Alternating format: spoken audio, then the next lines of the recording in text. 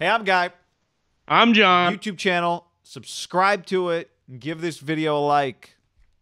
Check out the podcast below in the description. Do it now. And subscribe to that as well. We appreciate it. I loved it last week. I try to tell all you guys, Raiders and the points. I think the Browns are soft. I think the Browns are front runners. I think it's exactly the kind of team the Raiders beat. I felt great about it from the jump because it was Raiders plus 2.5.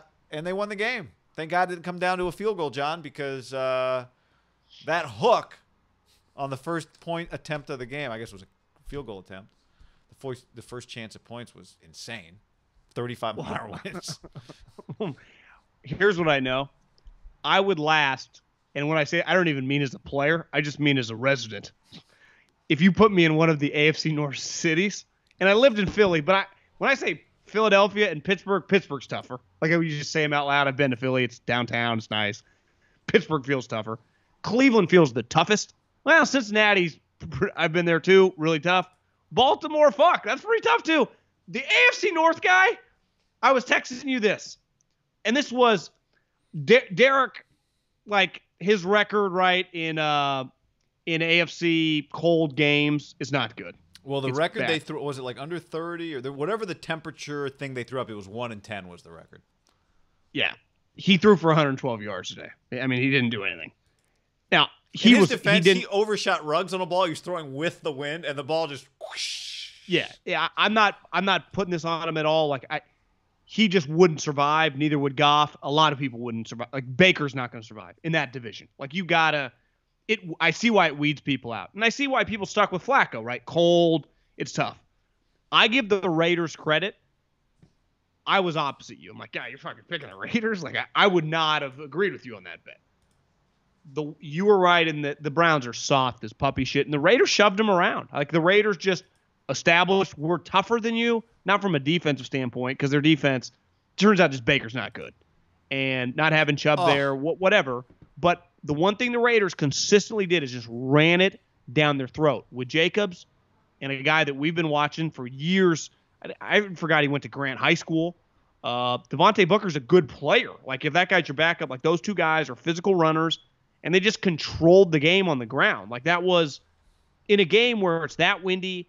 There was a stretch in, like, the third quarter where it was like, I couldn't tell if it was really thick rain or like a hailstorm. It was like, who the fuck is playing in this? Then they give you the close-up. It was on a Josh Jacobs carry, right? Yeah. But who called that game? Kevin Kugler and Rick Spielman. Yeah, and he's like, you got to give these fans, and I mean, the place is as many fans could be there. Like, I wouldn't be there. Like, that's just a tough area.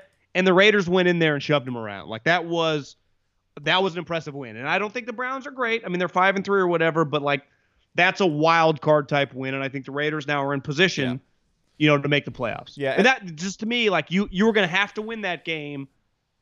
You would say the lock of the week probably would have been the under once we knew that it was 50-mile-an-hour winds and freezing cold. I didn't realize that's what the situation was. I didn't either. Yeah, until you sent me that text this morning that said, like, here's a weather check. But because it looked way worse. Like, I got the Philly game on right now. It looks normal. The Baltimore game might have been cold, but it wasn't. Like, that was the coldest game of the day. Yeah. From all the visuals I saw. Yeah, and the most miserable.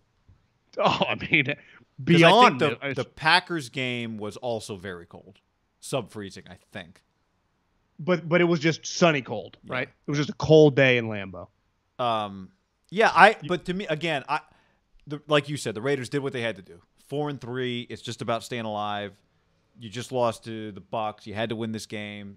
Well, you win a road game when your quarterback throws for 112 yards by 10 points. You feel pretty good, right? In those temperatures, so I give them credit. But I also, part of the reason I was confident is I felt like this is the kind of team they beat. You nailed the Browns. It's exactly. It was more about the Browns. I thought the Browns were better. I think they stink. And you're watching right, Baker, I'm out. I mean, we were out already. It's not new news, but you have been all over this from the jump. Athletically, he tries to make plays with his legs. He's not capable of making. His arm is not particularly good. I just don't. You texted me. If you just put the two guys, think about this. You put the two guys today side by side. Their numbers, both of them were pretty putrid. 15 to 24, 112 for Derek, 4.7 yards an attempt. Baker 12 of 22, 120 yards, 4.9 attempts. So I mean, it was just. Do you have the in rushing? fairness? Derek, I thought, made some plays with his legs. Yeah, what did Baker do? Derek had 6 carries for 40 yards, average almost 7 yards a carry. Like, and I saw Gruden's had a comment was like, the underrated part of winning this game was a couple Derek runs. Like his runs just made a big deal. But Derek is taller, way better arm, and is a better athlete. Like Derek is just, and Derek is a flawed player that gets a lot of criticism.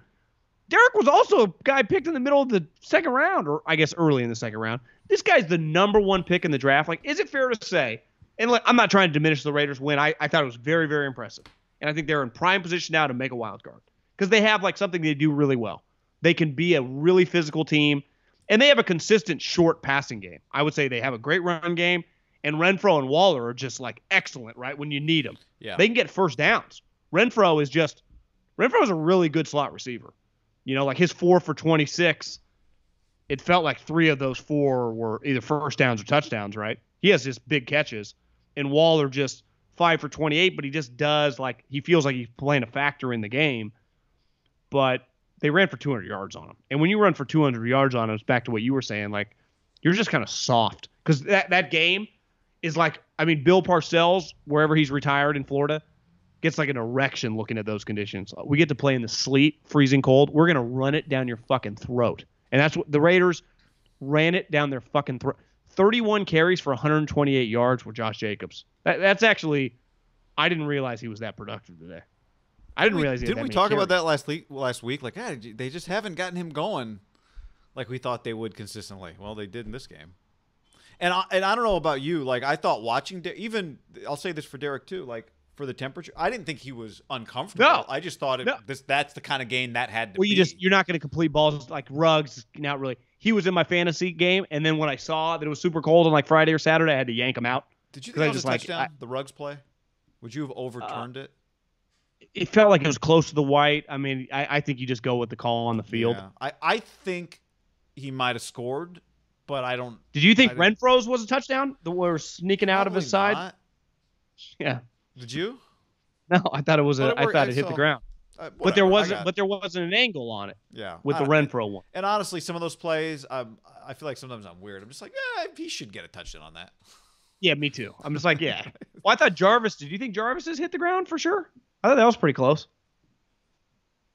I don't think I got a second. I don't remember looking. You know, the one kind of over his shoulder. My one, just back to the AFC North. I think anyone on the West Coast, I know obviously we got a lot of people in California listening to this podcast. I got a lot of respect for playing in those conditions because we really don't relate to that, right? There is a dramatic difference of just playing in the Bay Area, playing in LA, now playing in Vegas, playing in Arizona, than playing in those conditions. And it is the one thing with football, like in basketball, you never have to worry about it. In golf, everyone's playing the same conditions. Where in football, you got to get ready all week to go. Like, how's that even? And I remember they were like, Gruden was telling us he was wetting the balls all week. Like, it ain't the same. And I don't blame Gruden. What the hell is he supposed to do? Where were they playing a few years ago where they stayed in Florida, but they were squirting water on the ball to get ready for a Midwest cold game? It was the Chip Kelly Niners, and then they went and played Matt Barkley in a snow game. So I did think listening on the I didn't quite catch what Schlereth said. Like, was it DK and Russ lived? It wasn't Russell. He was saying something about DK for a month they spent together, living together. I thought he came down to. I've heard Russ say this. Okay. I think he came to LA this offseason and they spent a month together. So when he said that, it crossed my mind. Like, if you're not a good cold weather football player, does it make sense for you to just spend an offseason in find the coldest place you can find? And you don't even have to play football. Just go outside every day in 5-degree temperatures, and then will it feel different to you when you come out? I don't totally hate that idea. The problem would be is you come back for off-season activities, non-corona, and then once training camp starts, like, do you know when Rocky 4 when he's like training in Russia outside in the cold? Well, yeah, but if you train right before the fight, well, if you train in January or February and then you go through off-season activities in Vegas and then you practice like, who even cares, you know? Yeah, I just don't think there's anything you can do. Yeah, there might not be, but I thought they handled it. They handled it well today. I think they're kind of built with a power run game. They don't really have the defense, but they did today. But if you two things travel, defense and power run games. Well, here's the thing. And that's a conference, right? Baltimore, Pittsburgh, Kansas City, Buffalo. Like the Raiders, if they're making the playoffs as a wild card, they're gonna go on the road to Buffalo, to Pittsburgh or Baltimore, right? Or Kansas City. Like if they make the playoffs, they are playing in a cold weather game. Well, I would say this: if it's cold for them, if it's cold and sunny, if it's rainy, if it's the kind of game that helps their defense, maybe that's not the worst you'd rather thing in the have world. rain. You'd rather have rain, right? Yeah. I'm just saying, if you're going to have awful conditions, just bring everything because that helps their defense. If it's 22 degrees and sunny, like that doesn't really help them. No, because Patrick Mahomes still completes balls. But if it's just going to look like the Niners-Ravens game did last year or that Browns game, now you just know it's 35 degrees. 35 mile-an-hour winds. No one's completing 28 passes. You know what's weird about like I watch Jarvis Landry. I'm like, I like Jarvis Landry, and then he'll just have like a bad drop. And to me, I can live with my outside guys like a DK, a Keenan Allen, guys that make huge plays. When you're the slot receiver, and this Edelman has had this happen to him the last year and a half, you got to catch basically everything. Even when you get broken in half over the middle, like he did. But even some of it, like just normal routes with Jarvis, like he'll just drop it when they just have some bad drops. I can live with my outside wide receiver having bad drops. It's a pretty big kick in the dick when your slot receiver falls pretty basic And also balls. now without Odell and Hooper, he's their number one guy.